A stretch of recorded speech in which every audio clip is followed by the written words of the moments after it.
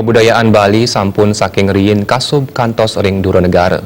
Silih tunggilipun kawentenan sesolahan Bali sani akeh kasenengin wisatawan.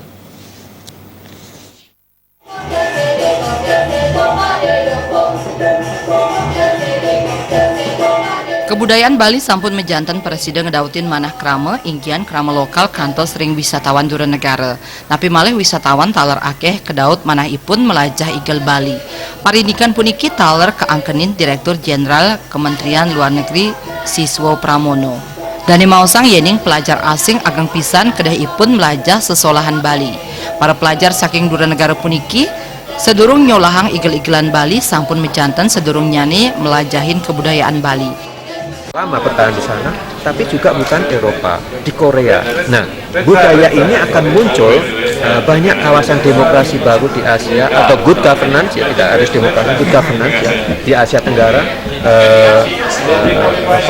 juga the rise of China, dan they are not Europe, ya. Mereka bukan budaya Eropa. Nah, ini yang menarik ketika teman-teman dari seluruh dunia mulai belajar mengenai budaya-budaya, tidak hanya di Indonesia, juga di Asia Timur. Kenapa? Untuk memahami sebuah bangsa, kita harus paham budayanya, harus paham bahasanya. Nah, supaya apa? Supaya lebih bisa menerima munculnya Asia sebagai kekuatan ekonomi baru secara utuh. Nah, tari tadi, Jangger Bali dan sebagainya, itu kan tidak ditarikan hanya untuk belajar seperti menggerakkan badan. Mereka harus tahu filosofinya, mereka harus tahu bahasanya. Bahkan tadi teman-teman tadi mahasiswa asing sudah bicara Bali.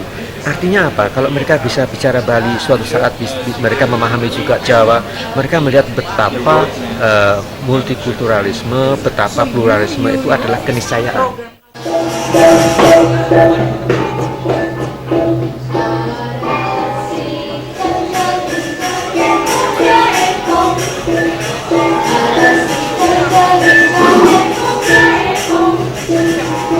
Wah, ini diwa aku, adik dua kipu hidup nikah, kucing berbaca. Parindikan puniki pindah ke Cina yening keluihan kebudayaan Bali sayuakti Presiden ngedautin manah wisatawan.